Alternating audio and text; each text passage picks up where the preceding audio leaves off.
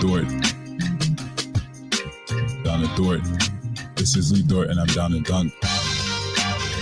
This is Lee Dort, and I'm down to Dort. I'm Josh Giddey, and I'm down to dunk. Hey, this is Kenny Hustle, and I'm down to dunk. I'm Darius Baisley, and I'm down to dunk. I'm Mike Muscala, and I'm down to dunk.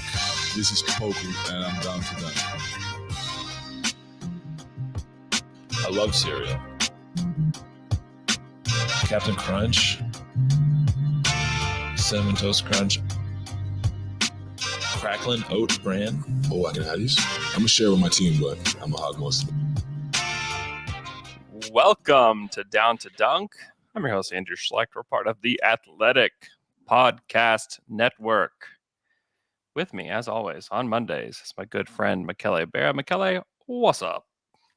Well, this Monday, my connection works for now, Yes. maybe. So we can see each other. We can go live. Fantastic. Oh, it's so good.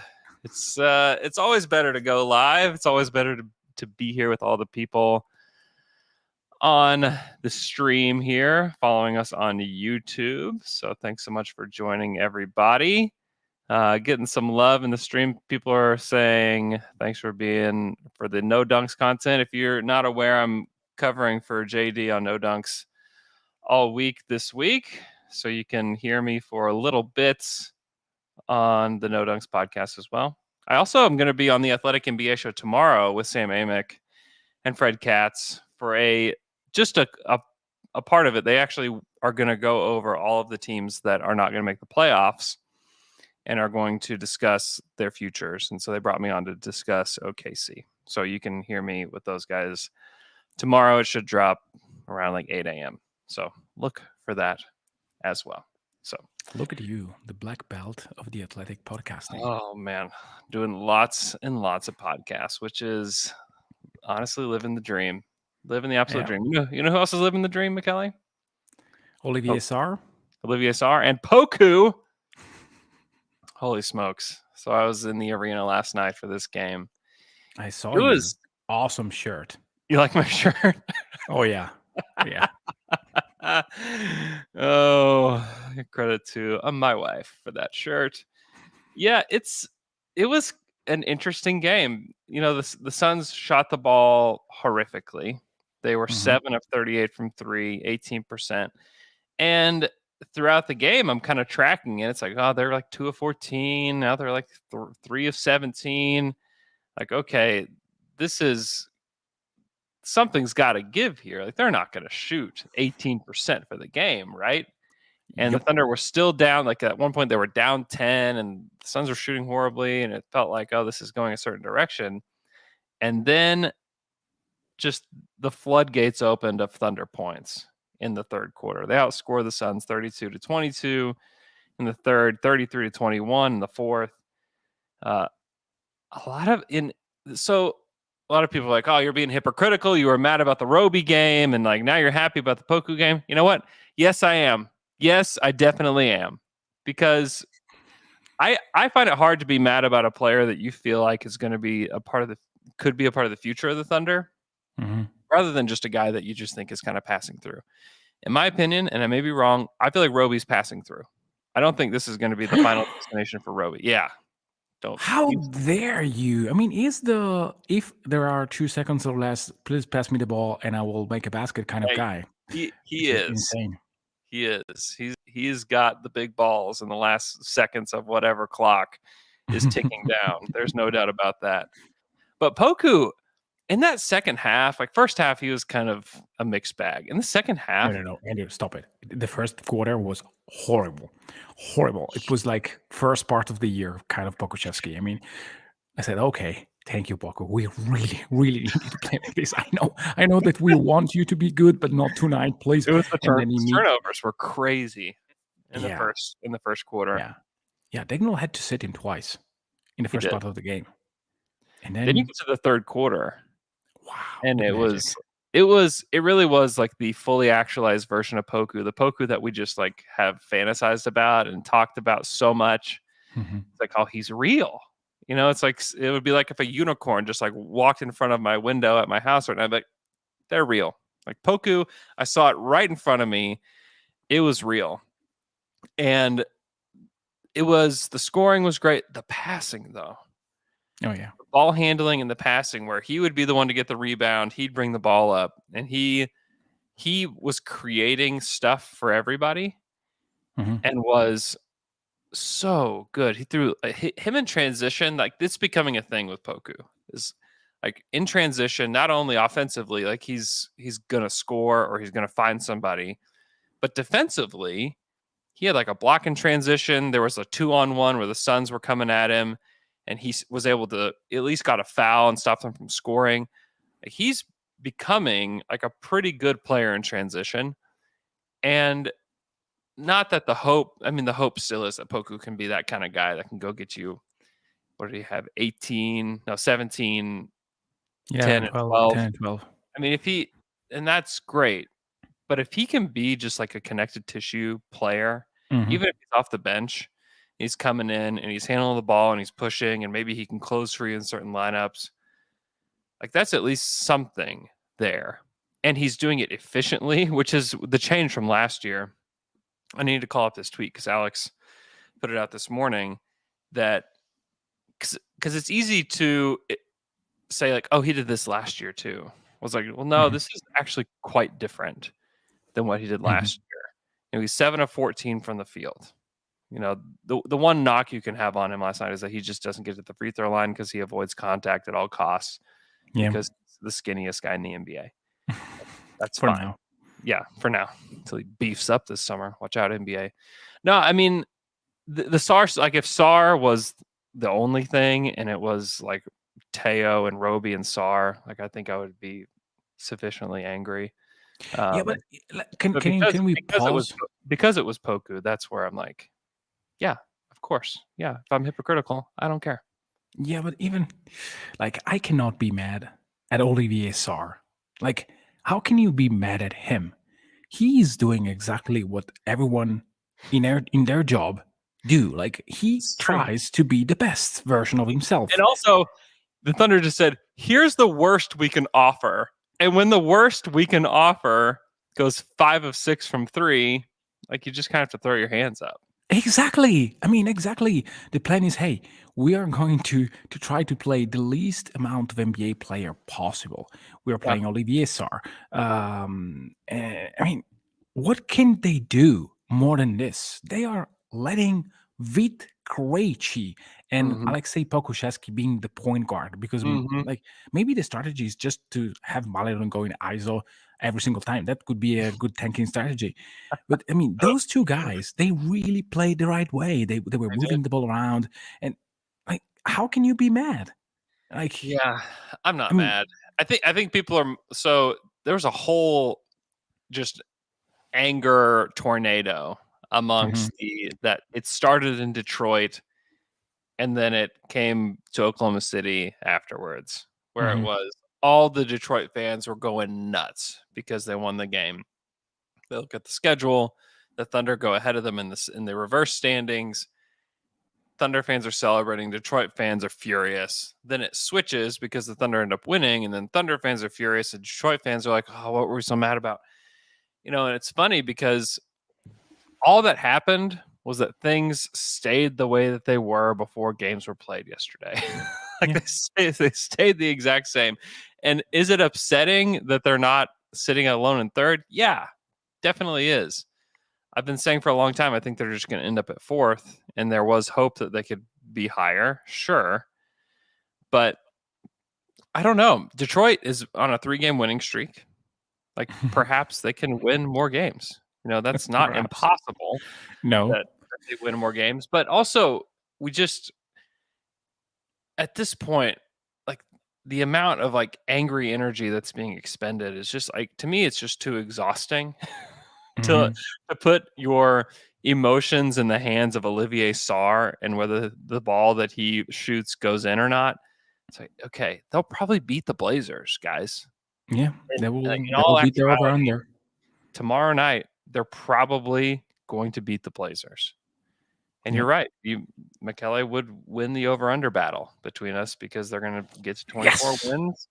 I don't think that they're going to get to 25. I think the scoring title is at hand for LeBron. LeBron's got to play for for that to happen. Mhm. And then hopefully they can just be worse than the Clippers, who don't have anything to play for either. Maybe they could end up there.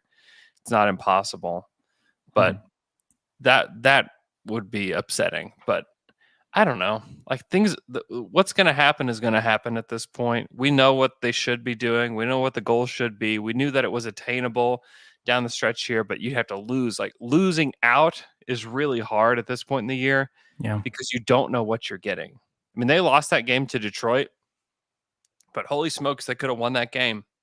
Oh, They yeah. played like they did last night. They won that game easy. They won that game by 30. If they Yes. play like they did last night.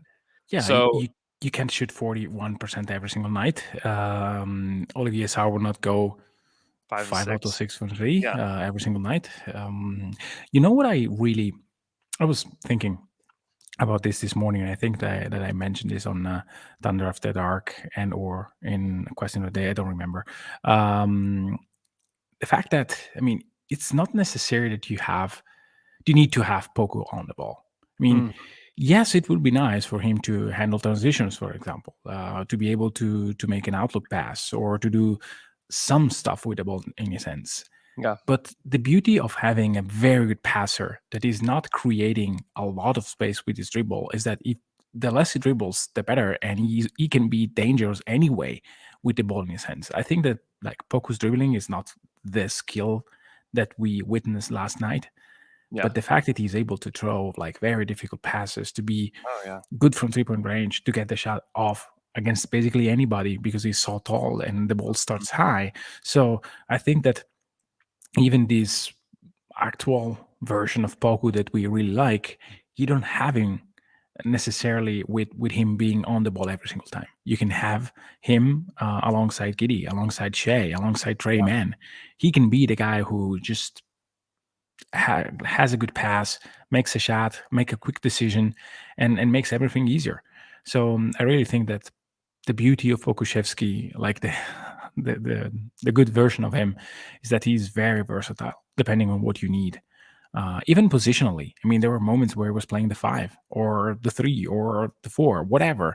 He was bringing the ball up the court on one end, and then he's guarding centers on the other end. Yeah. I mean, it's there. He's very versatile, and he's become pretty good. And this part of the season's wacky. What's real? What's not? Sure. I don't know. Like nobody one knows knows. really.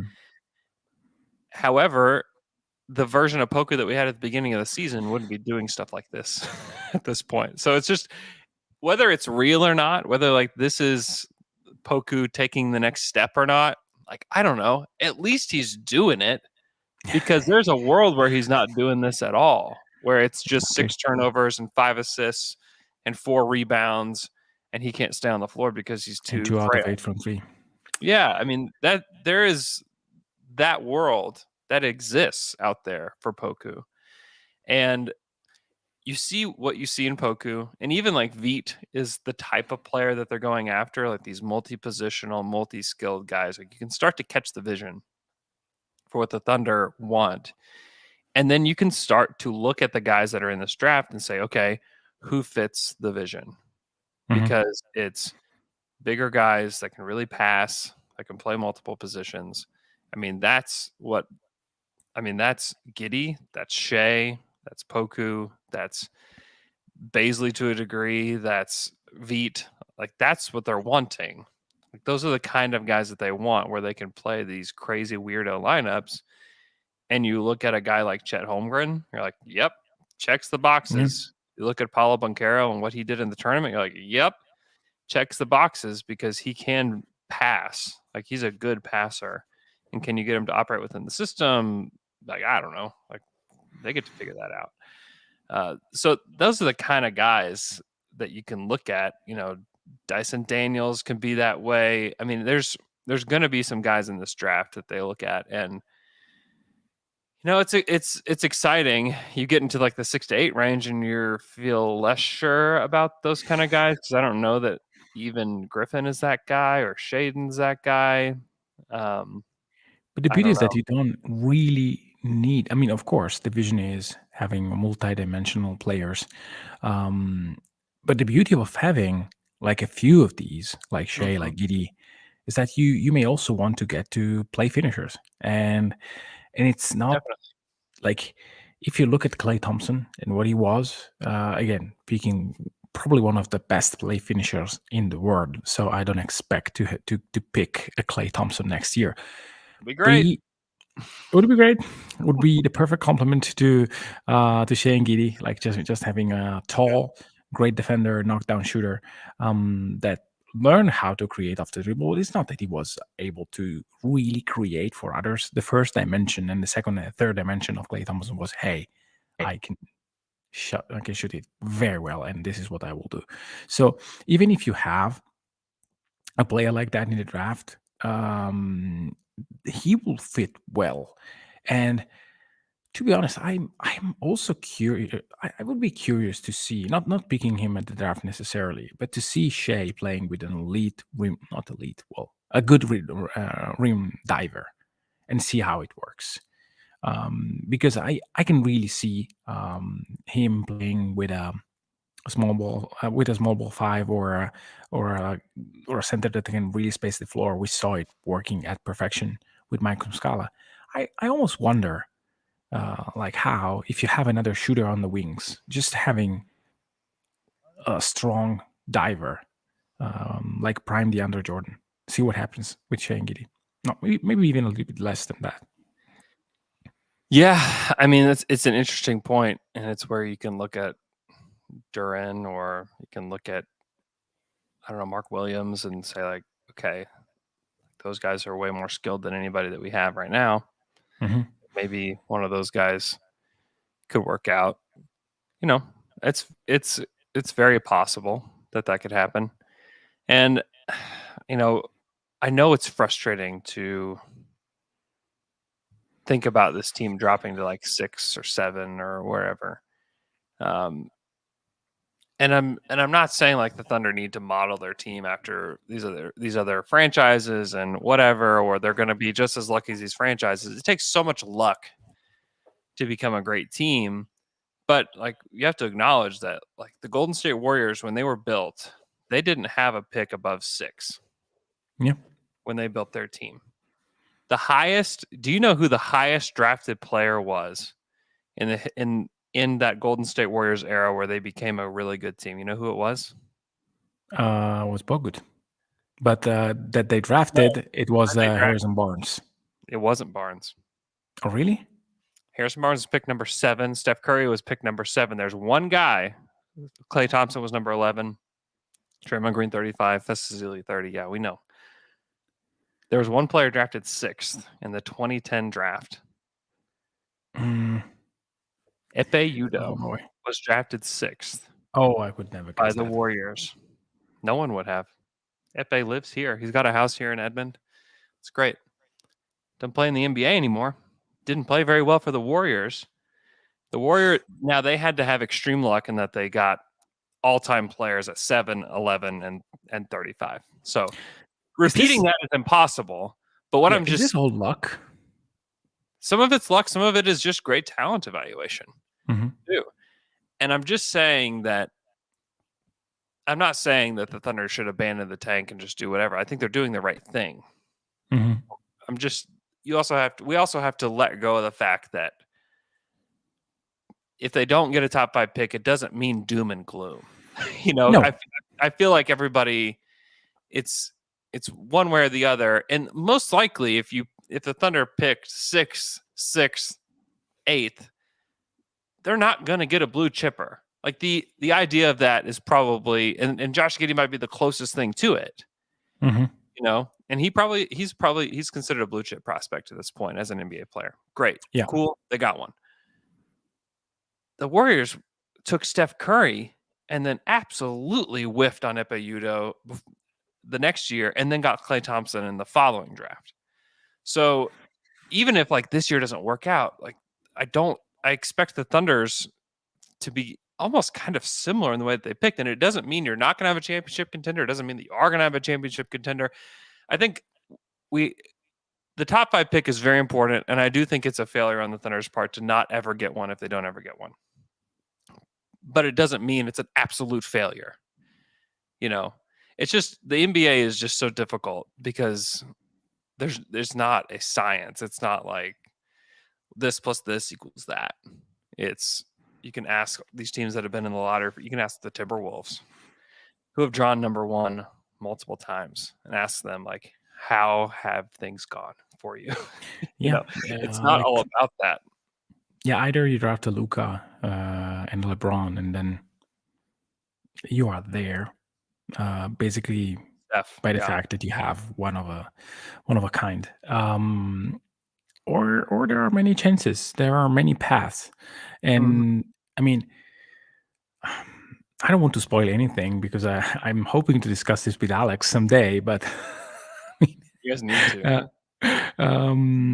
I think that the problem of OKC is that they are a little bit too much ahead on the curve in terms of the guys that they have, and that I mean the young players are very interesting and very good and resilient, and most night than not they are playing very well. I mean, Orlando, Houston, Detroit, they don't have anything resembling Shea, like not even close. They don't have even anything relating to like young guys like Dort that are really really good defensively.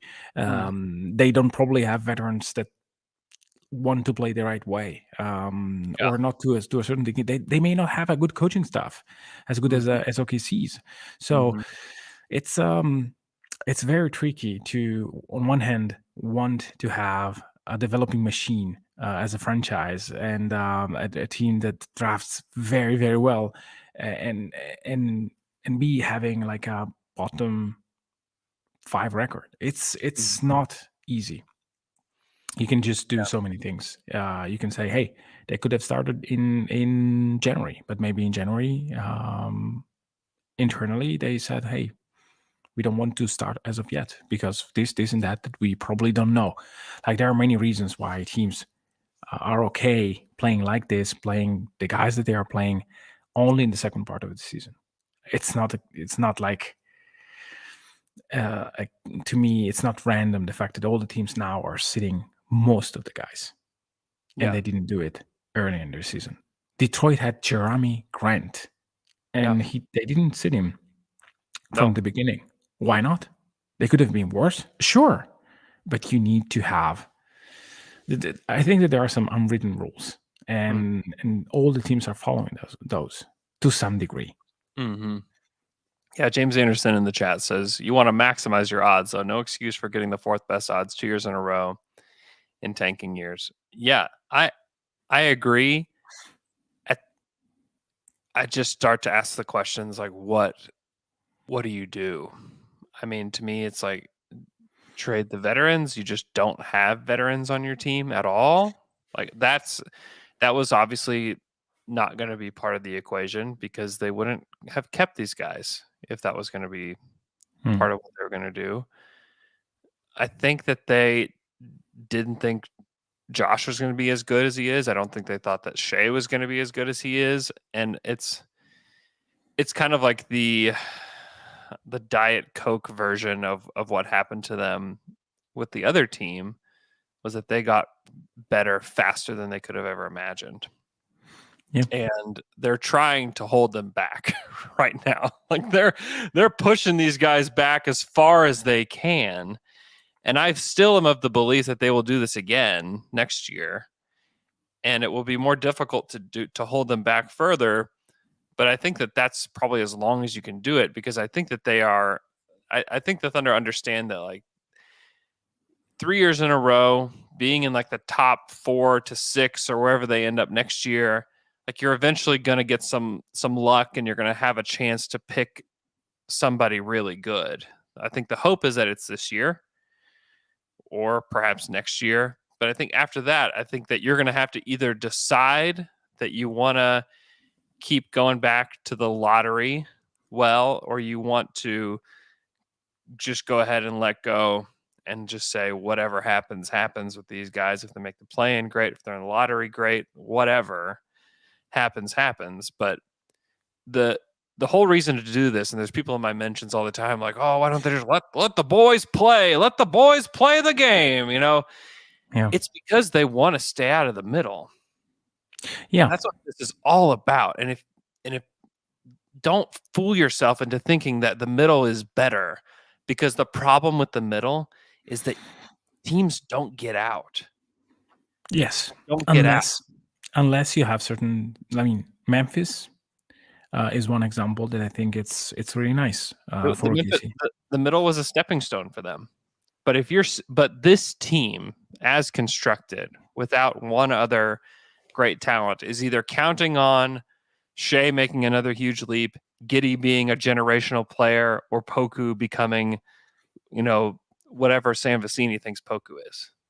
Yeah, or they are a little bit worse than what you say, and the sums of their parts is better. Because Memphis in the second year of Ja Morant, we said, what are they doing? They are not ready. They're absolutely not ready.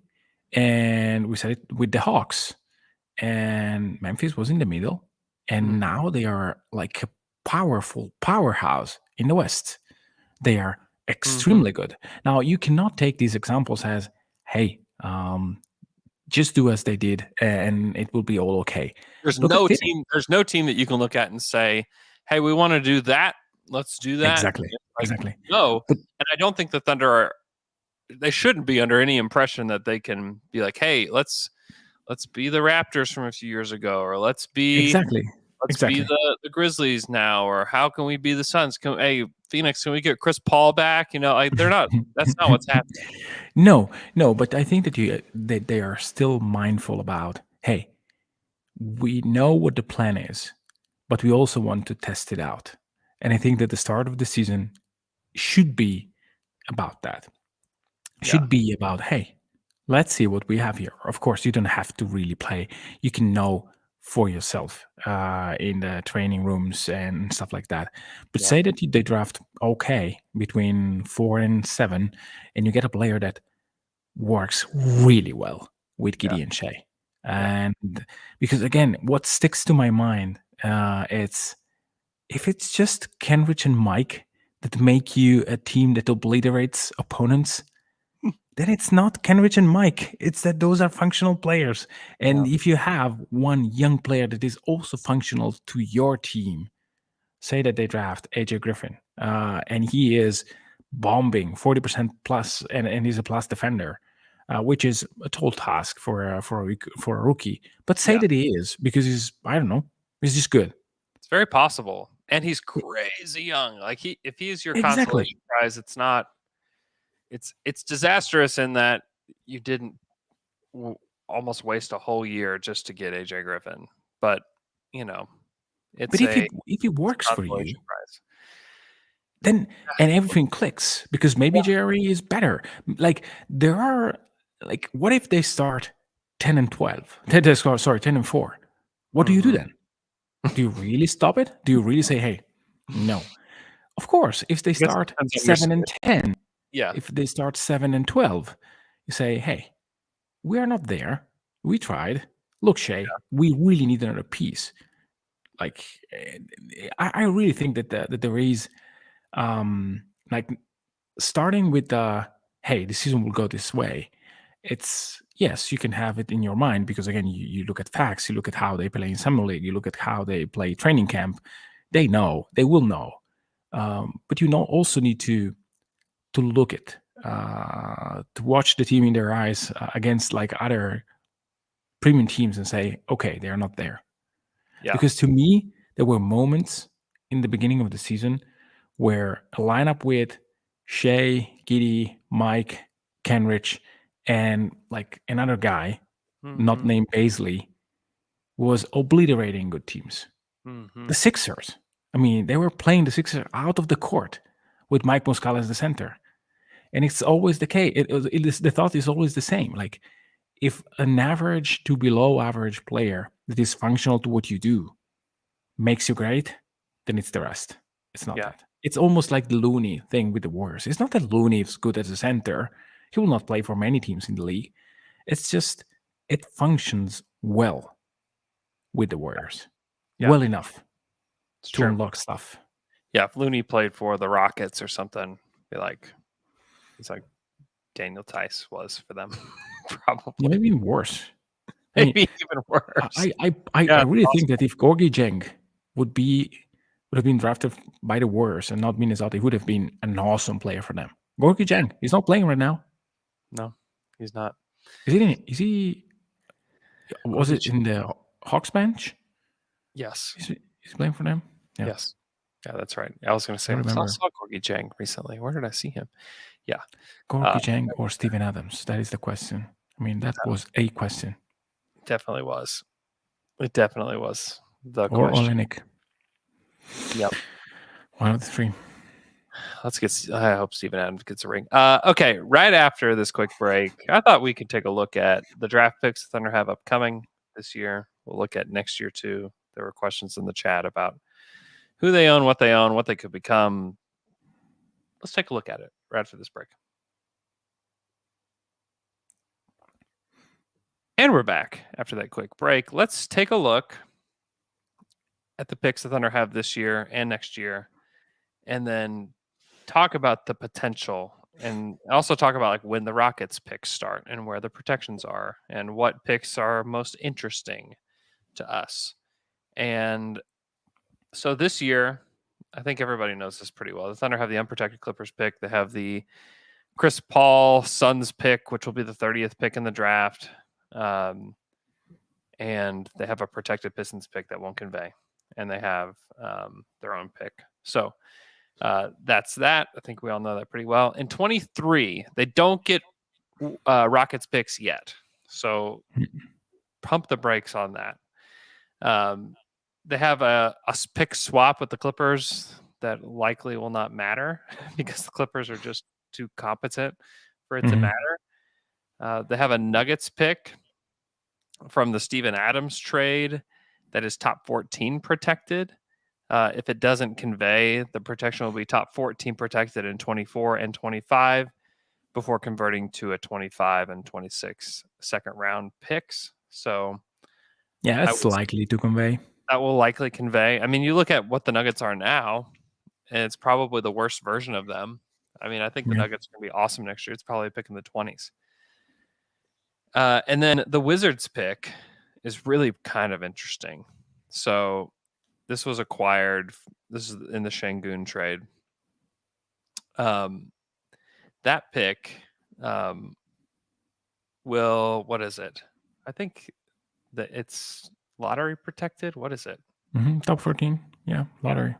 Yeah, lottery protected for them. And then becomes unprotected in 26 if it doesn't convey in 24 or 25, which is quite interesting because right now I don't see a clear path to the Wizards being a very good team or making even the play. Like they're pretty far from the play in as of today. Maybe if Beal comes back and he and Porzingis catch fire, maybe it conveys next year. But I think it's more likely that Beal re-ups, things don't go well, Beal gets traded, and then they try to figure it out. And having an potentially unprotected pick in 2026 is interesting. So the Wizards pick is one to really monitor, in my opinion, because there's a chance that they're just like perpetually in the lottery, for the next, 4 or 5 years. And then 24 is when the Rockets picks start. Yeah. So that's where you have to start projecting after next season. How good do we think this Rockets team can be? And a lot of it will just like with this Thunder team, it's really going to depend a lot on the lottery for them. Yeah. And what's going to happen, because they are very far, culturally very far, talent-wise very far from being a team that matters in the Western Conference. And so that first pick is top 4 protected. Which is the thing that scares me. I mean, everything is protected to a good degree. Yeah. But like, I think that it's good now to remember what the trade was and the fact that they got a year of Chris Paul. A great year of Chris Paul. A great year of Chris Paul that was able to teach a lot to It's one of the Shea. most, And I mean, like one of the more fun Thunder seasons yeah, of the last. I mean, the last season that was that much fun. Oh God, it was probably the 2010 or 2011 season for the Thunder, because the expectations were like crushing those years. yeah, Where it's like title or bust. Then you got to the Russell Westbrook. Maybe it was like the most fun year since the Russell Westbrook MVP season, because like that was Yeah. a fun season. There weren't a lot of expectations. Russ blew the doors off of whatever we thought, won the MVP. That was great. And then you it was get Paul George. historical, but it was Yeah. still tough to some degree. Or- I mean, the year yeah. of Chris Paul was just all joy. It was gravy. It was the gravy train. We knew it Exactly. wasn't going to last long. They were way better than we could have expected. We thought we were going to be in the lottery that year. Yeah. You end up going to the playoffs. You take the Rockets to the brink. That was fun. That was great. Yeah. Anyways, I derailed the whole thing just to talk about how fun. I just was thinking about that. Just seeing Chris Paul walk onto the floor last night. Mhm. Got a big standing ovation here in Oklahoma City. It was really fun to watch him just be here. And then you just think back like, man, what a fun season that was. Like Yeah. we got our first taste of Shea Gilgeous-Alexander and what he was going to be. Like that was great. What was Gallo? I love And watch Gallo. Gallo plays. Yeah. But back to my original thought. I mean, even if nothing conveys, which is still a little bit unlikely, Yeah. you do that trade even knowing that. Oh I yeah. think. You do the trade now thinking about what it was. You do it for just the year of Chris Paul. Exactly. Yeah. You could Yeah. go back and say like, hey, like we got to redo this thing. Like this was messed up. Like we messed up bad. Daryl Morey messed up bad. Yeah. I mean, they Now, just the they're Lakers just are in a being position lucky. where the Lakers have no options. Yeah. Well, with they Russ. have an option, but like our They have no good options. dear listener here don't love the idea. I still think that it's way more honorable to come home. But hey, no, it's not doable anymore. So that's okay. I would do it for 2027 and 2029 still. Not sure that the Lakers will actually do it. Oh no. Yeah. It's going to be a mess of a summer for the Lakers. There's no doubt about that. We're getting a comment here. Michele's kind of fading in and out here. So is Andrew implying that tanking isn't the only way, because he's been preaching that for quite some time? I'm so complicated today. No, I mean the Thunder are clearly tanking. And it is the only way that they're going to get real stars here. And had they not done this, I mean, if they're counting on 7, 8, 9 lottery odds to get you there, like that's more foolish than what they're doing right now. Like way more foolish than what they're doing right now. Yeah. I think it is the only way. I'm just saying that people have gotten to the point where if we don't get a top 5 pick, that they believe that it'll be doomsday for OKC. And it could actually be true. It could be true, but it doesn't necessarily mean all doom and gloom. Am I disappointed if they don't get a top 5 pick? Absolutely. Is the Thunder front office disappointed if they don't get a top 5 pick? Absolutely. Doesn't mean More that than they Andrew, need to probably. probably, yeah, way more than me. You think they're just going to tear everything up and just be like, all right, we got to do this all over again? Like there's going to be another path forward. Will it be to a team that's going to compete for a title? Maybe not. But I do think that tanking is the right thing to do. However, they've set up this infrastructure. And I was sitting next to Steve McGehee last night, and we're just saying, like, listen, the reason they're winning right now is because of the blue. Because all these guys have played together. There's no, like, figuring out, like, there's no getting to know you period where that's, like, happening in Portland and happening with all these other organizations where it's like, I don't know how you play. I'll go figure it out. Like, no, these guys have been playing together all year. They've been practicing together all year. They've been running the same stuff with the blue all year. And it's hard because you want to reap the benefits later on of the blue, and you want to reap the benefits of the blue now. But the benefits of the blue today are interfering with what the goals are of today. You know, it's very complicated because they're going to use the blue a ton because they're going to have late first round picks, late second round picks, mid first round picks that are all going to be spending time with the blue. And they're using it to develop, and they don't have to travel anywhere. They can sleep in their own bed when they're with the blue. They can go back and forth from the blue to the Thunder. Like, it's going to be very beneficial. However, when you're trying to lose games at the end of the season because you didn't lose enough at the beginning, the blue works against you at this point because they have developed something that's kind of, has some strength to it. And it is part, and I know people don't want to hear like the culture this, the culture that. Like, they do have a strong culture. Like, there's just no way around that. And strong culture in any organization is going to help you. And we have to remember at a certain point, like, the Thunder are not just an NBA team. They're a multi-billion-dollar company. Like, that's what they are. Sure. And the value of culture is not just about a basketball team on the court. There are so many people in this city employed by the Thunder, and they all love working for the Thunder because they do have a strong culture, because it is a top to bottom thing. That's not just, it's all about building a basketball team, but there are so many things that aren't the basketball team that the culture is about too.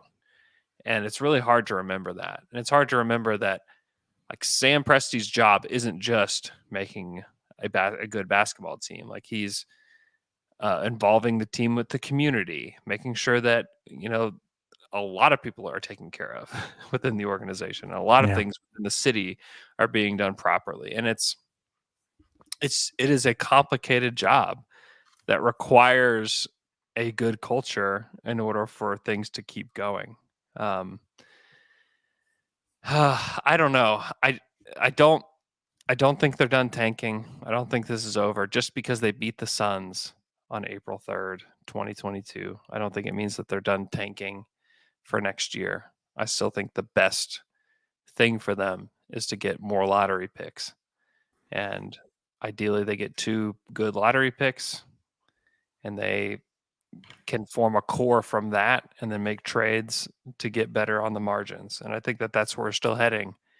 However, the player development, the culture, the ability to pick guys that are good is furiously working against that.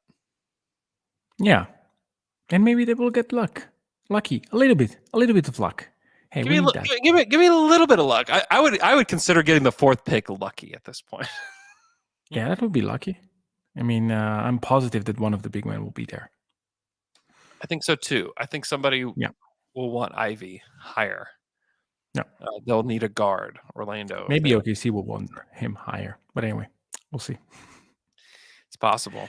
Have you watched any of these guys yet, or you're still waiting for the season to end? I'm just trying to navigate the last few weeks of the world going completely crazy here in Europe. And but yeah, by Easter I will start diving. Yeah. So by Easter we will start doing the Thunder After Dark NBA Draft Series 2. Yeah. That will be on the OKC Dream Team. If you wonder what that is, patreon.com/OKC Dream Team. We do a lot of podcasts over there, including with Michele and John Hamm and Brett Dawson. It's great stuff, and it's really fun. It's another, if you need more Thunder content. Oh, Joe Masato. I didn't say Joe Masato's name. So feel free to check that out as well if you need more Thunder content out there. You need that. You know that you need that. Of course you need it. We all need it. Okay, let's take a look real quick. I know you need to go. I just want to make sure that everybody knows these games. They got 4 games left. Tuesday night. 4 games left. 4 games, sorry.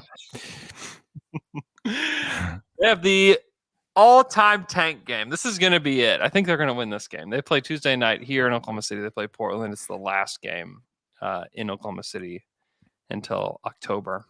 What a finale. Oh, boy. It really is. It's an intense finale. I'm very nervous about it.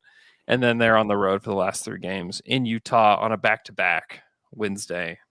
And then Friday they play the Lakers, and Sunday they play the Clippers.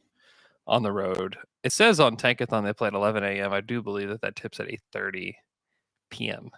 So not at 11 a.m. 3:30 my time, Yep. I think. Not a great time for a game for you. And then it's over. And then it's completely over. And next Monday, we will know where they are in the standings. We will know everything, and we'll be here to recap the season for you guys then.